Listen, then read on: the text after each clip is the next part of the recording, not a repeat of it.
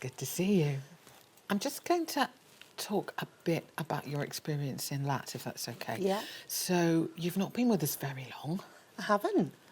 How long is it now? It's about 1.5 years now. Okay.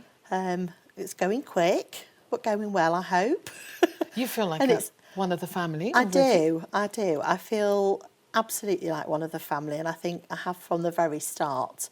And the sense of belonging I feel is incredible.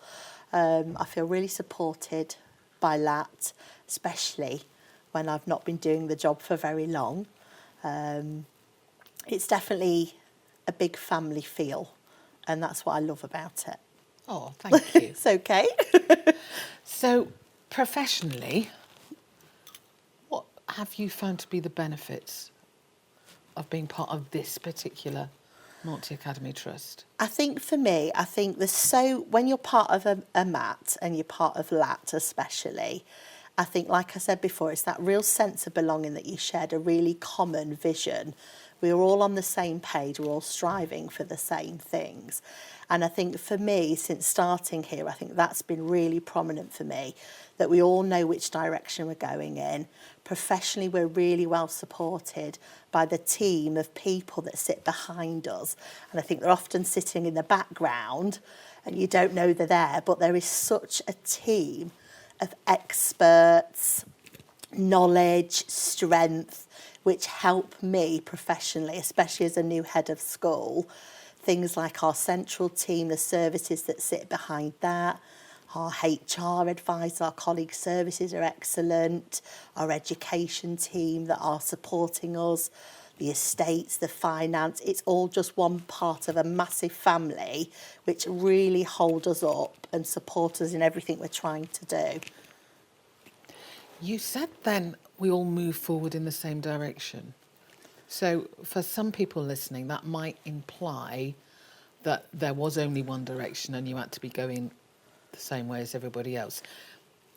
Talk to me a bit about your autonomy as a school leader of your school. I think we all share the same vision and values, and I think that's what makes LAT so special. But I think in terms of, we've always been told that we must keep that autonomy, and it's so important because we're all so different. There's 24 schools that are part of LAT, each one with a different demographic, and I think that's really important that we hold on to that and hold on to who we are. Our communities are different, our children are different, and our families are different, but we have that shared understanding about wanting to be as excellent as we can for them and having that equity of offer for them as well, but as well with keeping our own identity, which I think is really important, and I think we can do that here at LAT as well, and it's lovely. It's lovely. Thank you. What would your staff say, do you think, about the benefits of being part of LAT? Again, I think there's so many opportunities for growth in LAT. There are staff in our setting currently on a leadership pathway, which they're really enjoying that. So there's those opportunities to develop. I know personally, having been here only for 1.5 years, you know, you talk all the time, Jackie, about we see you, and I really feel like you do see us, and that's wonderful. And I think for me as well, professionally, having worked here 1.5 years, you have seen me, and you've seen my strengths that I have, and I've become an associate lead for English, which is a great opportunity for someone that's new to the trust. I think the staff would say the same. I think there are things like the networks that we have, the subject leader networks that are on offer for every subject leader are really powerful. I also think our hubs, who we work with in our hubs, our hub schools together, I mean, collaboration for me is really important, and I think being part of LAT is something that you absolutely push, and we've got that stronger network around everybody so we can all grow together. Have you felt that stopped you from working with schools outside of LAT or organisations outside of LAT? How insular has it felt? Not at all. I think what LAT are really good at, and we're all really good at doing, is pulling on experience wherever we need it and listening and thinking about those other areas that we can help. So we still work with places like the English Hub, which is great. We talk to other people. I think new leaders coming in and new members of staff bring experience and from other trusts or not being part of a trust. And I think all those things are really listened to.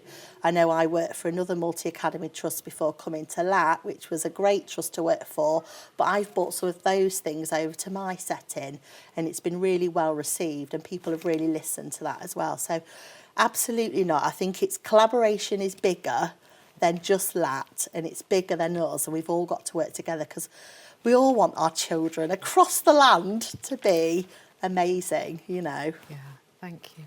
Talk to me a bit about innovation, and whether or how LAT supported innovation within your particular school setting. I think for us, we've had a really exciting to be part of building the new SEND hubs across Lincolnshire, and to be one of 8 across Lincolnshire and 3 being the LAT schools has been tremendous. What a great opportunity, you know. I think that for me has been fantastic as a head of school, but not only as someone as a head of school, someone that's passionate about children with SEND, that we've grown that together. You know, there's 3 of our LAT schools that have come together to sort of lead the way a little bit with that, I think, and put those things in place for those wonderful children. And would you have felt confident enough to do that as a standalone school? Probably not. It's daunting and it's scary and it's brand new, but I think, you know, the thing, you wrap us in love, but you also wrap us in expertise. And I think it hasn't been a standalone. All of those heads of schools, all of those Senkos, all of some of the education team have worked together to make that happen. Put the policies in place, think about how these children are going to be in these SEND hubs. And I think without having that, it would have seemed really daunting and quite lonely, where it hasn't seemed that. We've got a real network of expert staff that talk regularly. You know, we meet regularly about it, even though we're not in the same setting. Brilliant. You've mentioned the central team and the experts. I wonder how those experts engage with your school. I think, like I said to you before, it's one big family for me. And I think what that does is having that central team sat behind me as a head of school allows me to focus less on the operational all the time and more on the strategic leadership. So I think teaching and learning is our bread and butter, and having those experts sat behind me, like colleague services, which is our HR advisors, help advise me, is excellent. I think our education team, our advisors, you know, are always open, honest and transparent with us and give us the challenge that we need to keep moving forward for our schools to be amazing and excellent. I think the finance team are fantastic. I think as a new head of school, that would be an area that I found incredibly daunting, the finances. But actually, it's done together, and I think that is so important that we do this together, and it does release me from having to feel all those stresses all the time of doing everything, because it's a very busy job. It's a huge job. It's a huge job. And I don't think at the centre we ever underestimate that. Absolutely not, but I think without it, Jackie, it would be even bigger. Yes. So we're grateful for it. Tell me about your pupils. How do they benefit from being part of something bigger? I think, again, there's that collaboration across the trust. I think we all learn from each other. So do your pupils meet pupils from other schools? Yeah, from other schools. Not so much in our trust, but we do our secondary school providers. But I think there are opportunities for that to happen. So when we had our Sing-sation events, so many of our trust schools got together there. And did a lovely singing event, which is brilliant. I think our hub schools try and work collectively together a little bit if we can. So we try and share sort of collective worship over schools and things like that. So what sorts of cooperation do you have amongst the heads and other leaders within the trust? I think we meet every 2 weeks for a leadership briefing, which has all the heads of schools and executive team with us, and that's a really good opportunity for us to share and update and grow our experiences, celebrate successes as well, which is lovely.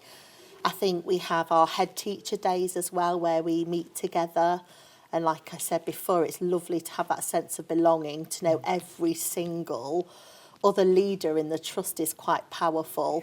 You know, when I've worked for multi-academy trust before, I didn't know one head teacher's name from another, whereas that's not the case here.